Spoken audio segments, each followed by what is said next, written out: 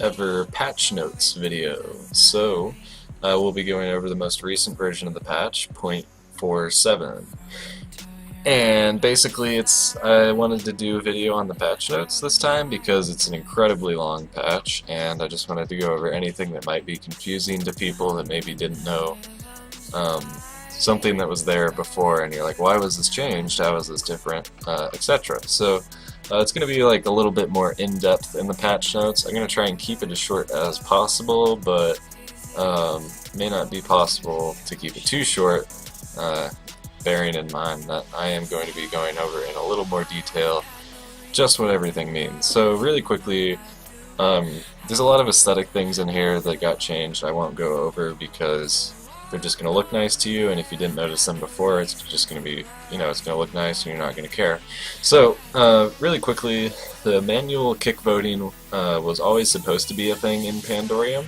By clicking on someone's name in the little dialog box on the left-hand side where their names are displayed. It wasn't working previously before, but it got fixed in this patch. So if someone's doing something that's just absolutely absurd in the game, and they need to be taken out of the game so you can get back and start actually playing it again, you can just click on their name. It starts a manual kick vote where everyone will be asked to vote to kick him, and it'll need something like over half. I can't quite remember what the number is to vote kick vote someone, but something like half, and it'll kick that player out of the game. They won't see the dialog box come up until they've been kicked out of the game. So really nice because if they see that dialog box come up, it gives them more incentive to do something negative before they leave.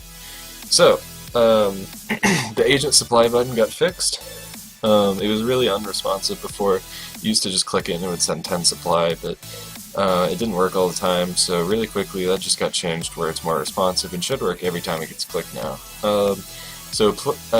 Cool thing that got added in was the player lists, and what I mean by that is in lobby you can group people into teams, and when you group people into teams in the lobby, that causes them to spawn together on the map in the same location. So what the creator did in addition to that is he added this thing called team, I guess you call it, I guess he calls it the change player name to team number. But anyways, basically what it does is when you're in the game you can just type -team space and then the number of the team that you want to be on, and it moves you into that team. That's really good for organizing things, so you can keep track of who's with who in the game, and it's really useful in pro matches and just higher difficulty matches because it really helps you keep track of where everybody is, who they're with, and yeah, it's just really kind of fun too because you can, if you get in a game, you can put all the scouts in one team and just have like an elite scout squad and go burn and pillage, whatever you want. So, moving on. Everything else is pretty much aesthetic from there. There's now 2 lobbies that you can join. There's a free to join lobby, which basically is just as it sounds. Anyone can join the lobby. If there's pros in there, it means that they realize it's a free to join lobby, and they're there because they're willing to teach you and help you through any unique questions that you have about the map that maybe the tips don't cover in game. So that's a really nice option that the creator put in, and it also put in a veteran lobby. So it's like for people that are really serious, that are like, hey, I want to crank out like a nightmare difficulty match so I can get this reward in game. There's also the lobby for those kinds of people now too. So the class descriptions got simplified. Not really anything you need to know. The tips section got a major overhaul. Tips now, it has a ton of cool graphics with it. It's like very, it covers everything in very good detail now, so you can pretty much, if you're a new player, just get into game, click on the tips, and read at least the bottom 3, which would be your class description, the basics of the game, and what difficulty it is, and that'll already let you know exactly what you need to know for the game, and that'll give you enough knowledge to get around on the map and actually know what you're doing. So that's definitely a nice option that's been put in for new players, and something I would highly recommend going over, even if you're an older player, because it'll help you learn more about the map, just in general. So that's a really nice option. Everything else that was done to that was just aesthetic, like so many other things.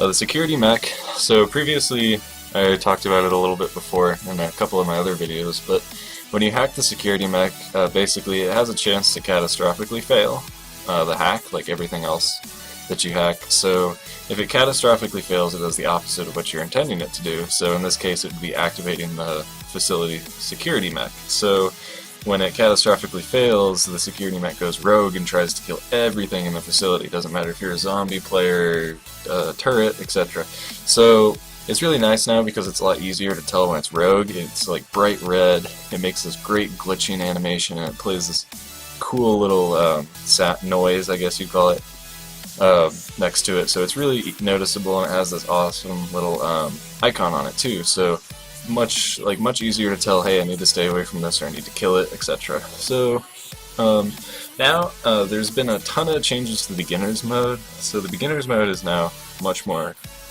much easier for newer players, and the main changes that happened were there's going to be no nests and rare enemies like queens in the evacuation zone, and that's going to help keep it clear. So when the dropship eventually does show up, those players are going to be able to run there and not have any obstructions in the way like that. So they can actually figure out how to play where the ship lands and protect it. So that's really good for beginners. Additionally, the power generator can only go down once. So once the power generator goes down and the lights come on, basically it lets everyone know, hey, what the hell happened? I can't see anything.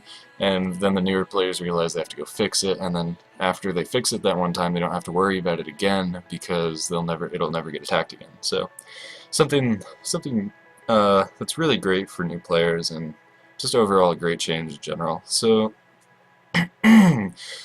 moving on, the draw. Oh, sorry, I already covered that. The combat mech and the hydraulic frame used to be able to stack next to each other, so enemies couldn't get past them in like narrow hallways, but that's been removed. They can just walk right through them now when there's no one in them.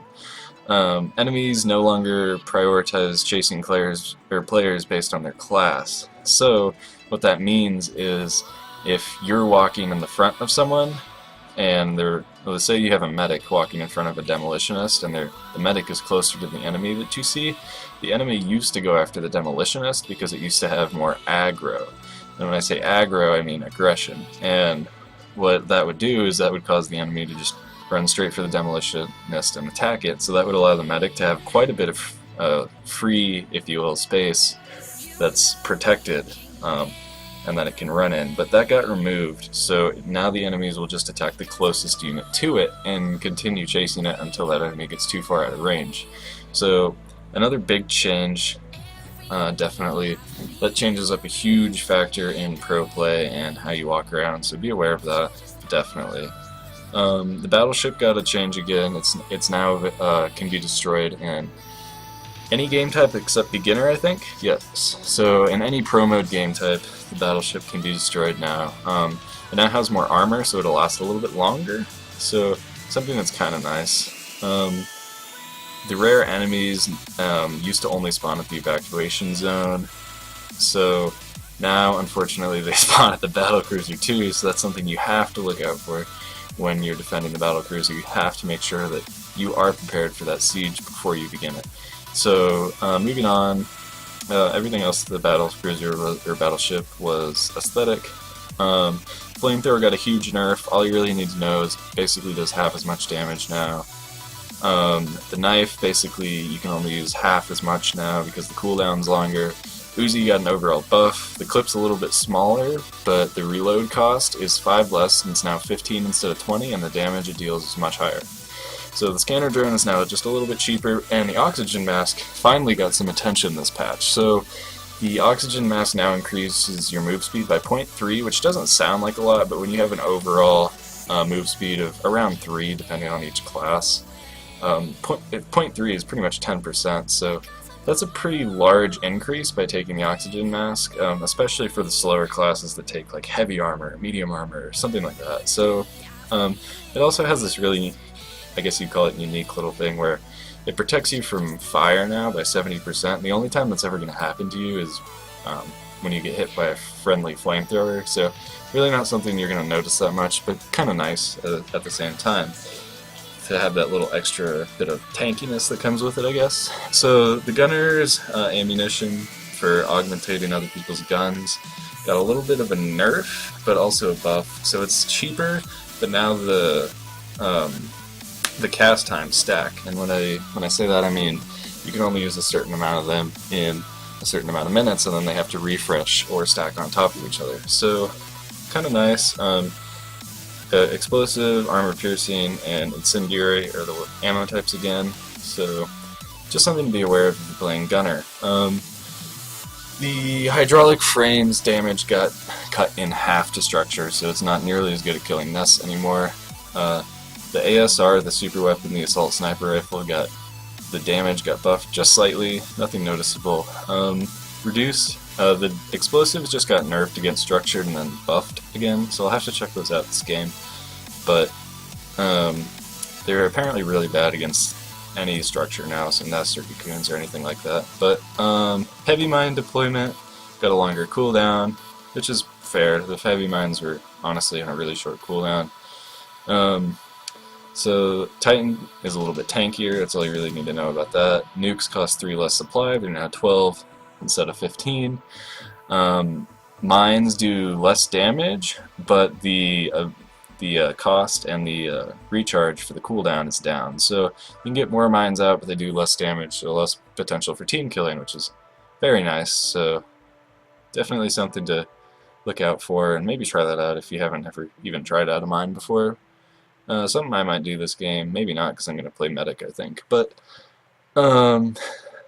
also, the amount of experience you get was lowered slightly. Something you won't notice at lower levels, definitely. Pretty much in the first 5 levels, as long as you get like above probably I'd say 20 kills in a game, you're going to level up each game. So something you don't have to worry about for new players. Supply crates used to be permanently visible on the map after they were revealed by any class, not just the agent. And so I guess that's been taken out now. Or this might be referring to the detection radius, I'm not sure, I haven't played the agent yet. But either way, the crates now go away on the minimap once you're out of range of them. So, fixed players.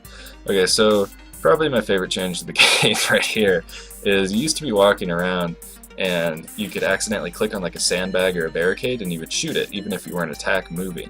So really great little change to that. Sandbags no longer get attacked when you accidentally click on them, so you won't accidentally, shoot your favorite buddy in the back and, keep going out to the bar and keep getting beer and stuff like that. No one's getting mad at each other anymore.